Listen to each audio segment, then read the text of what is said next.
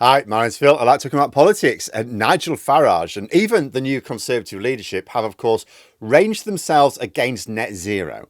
Reform UK especially try to push the line that net zero makes us colder and poorer, despite the very obvious proof to the contrary over the last few years.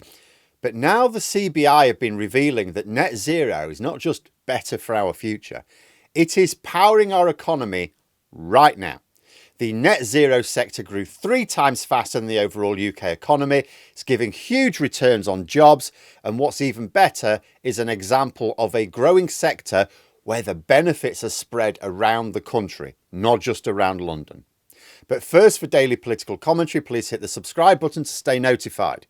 So, I hope Nigel Farage didn't get too drunk at his fascist love-in New York, because today's news won't make his hangover any better. Reform UK are associated, of course, with being an anti-immigration party, but that's mostly a distraction.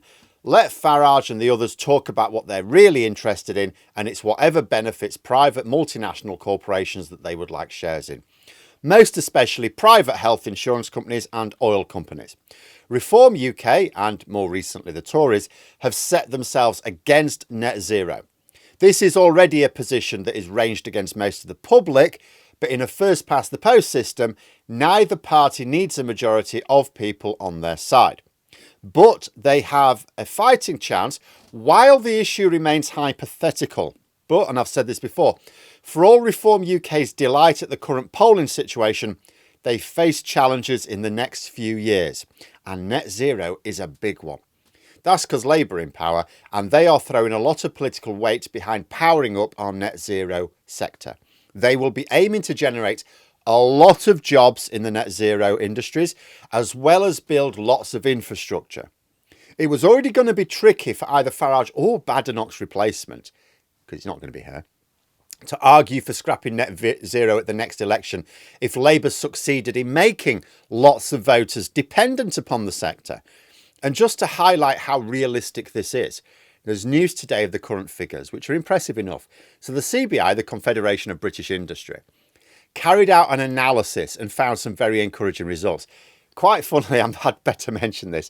So in the Guardian report I was reading, it says that they'd approached the Conservatives and Reform UK for comment. They didn't give a comment. I wonder why. It's because, first of all, the net zero sector grew at 3 times the rate of the UK economy in general. Oh, net zero is a growth strategy. Would you believe it? Net zero jobs are 38% more productive than average. Basically, net zero boosts the economy. It grows it. Without it, we would certainly be facing recessions, not just worried about them. And you think, if this is what it's like now, imagine what can be done by really powering it up, by having a government that really goes for it. It's already contributing 1 million jobs. Labour want to generate way more.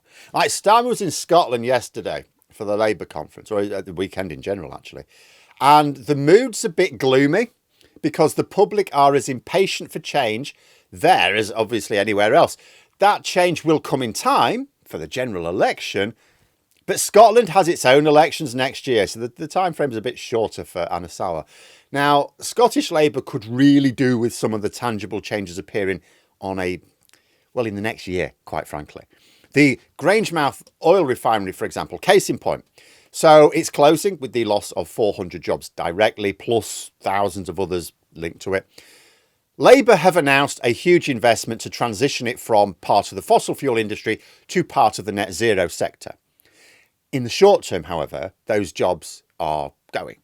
In a few years' time, it will be providing more jobs and more productive jobs than it does now. But will it be in time for the Holyrood elections? That is Scottish Labour's problem. The benefits are coming, but are they coming quickly enough for their election? And of course, Reform UK are aiming to pick up seats at those elections. Although that being said, unlike in England and Wales, Reform UK seem to be only picking up Conservative votes in Scotland. Votes lost from Labour are going to the Lib Dems or SNP, according to polling. But the general election is the main prize for Farage, and his current platforms do not seem to me like they're designed to last that long. You know, Labour during the last Parliament created a trajectory so that they'd be ready to fight an election in 2023. Then it ended up in 2024, of course. I'm not sure how Reform UK are really doing that. Come the next general election, there are going to be a lot more jobs dependent upon net zero. Labour came under a lot of pressure over the net zero transition from unions, specifically because they're worried about job losses in that transition period. But what happens once the transition has taken place? And not all of it will take place in the next 5 years, but for where it does, the communities affected are making much more money as a result. Is Nigel Farage seriously suggesting that he's going to be able to mount a successful election campaign on saying, yeah, I'm basically going to destroy all your jobs? And then there's the contribution to the economy. It's already giving a great return. In another few years' time, it's going to be unthinkable to do without it. And to just to give a hint about the potential here over the next few years. So the figures right now already sound really good. Contributes to a lot of jobs. Those jobs themselves contribute much more than average. They punch well above their weight in terms of contributions to GDP. It's already grown at 3 times the national rate. One of the best features of all, it's not concentrated around London. It's an industry which is spread across the country, and Labour plans to make sure it grows across the whole country as well. And something like that, when you're talking about levelling up, one of the biggest problems there are is to get that investment away from London. Like usually investment around London gives you a better return than if you invest in the same thing in like Sunderland or something. So what you ideally need is a sector of your economy that has the potential for massive growth where you don't really benefit from putting it near London. In fact, you can't put everything near London. It has to be spread around the country of necessity. Net zero. It's absolutely perfect for all sorts of reasons. In fact, I hope Labour are throwing everything at making sure that those areas that are most susceptible to Reform UK are first in line for the development. Absolutely do that. As far as south of the Scottish border is concerned, at any rate.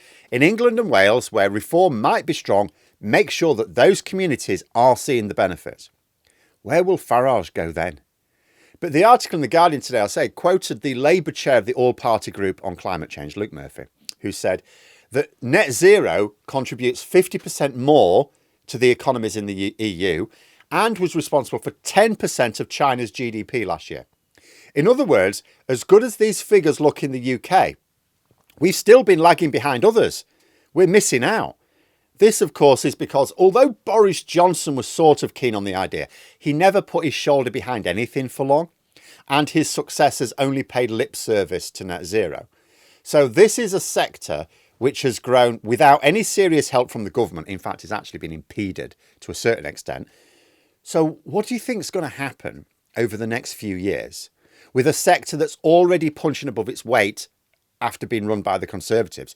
What's going to happen to it with a government putting serious money into it and a net zero minister in the form of Ed Miliband spending every day putting all his weight behind it? Farage and Badenoch are stuck in the past, propping themselves up on a time when the economic benefits of low carbon were not obvious. Today, they are obvious to those who look into it. We now just need it to be obvious to those who don't look into it in a few years' time. And these figures give me immense confidence that that will be the case. What's Nigel Farage going to fall back onto then? Arguing for the privatisation of the NHS as usual. Good job for him that Labour won't be getting waiting lists down. Oh wait, they're already doing that and they've barely started. Oh well, banging on about immigration it is then. Let's see him get the broad support he needs to win lots of seats on a first past the post system on that platform. And the thing is as well, it's much worse for Reform UK. So Badenoch's gone into this net zero, anti-net zero stance as well, but they're getting rid of her. So if they keep her for another year or year and a half or something like that, and the Conservatives take a look at what's going on in net zero and go, oh, actually, we should get behind this again. Oh, yeah, we've always been behind it. Their next leader can just shift the Conservative Party really very easily. Reform UK, much more difficult. But there we are. Those are my thoughts. Let me know yours in the comments below. If you've enjoyed the video, please click the like button and subscribe for further content. If you'd like to support the channel further, you can click the join button for memberships. Thanks for watching. Until next time, I'll see you later.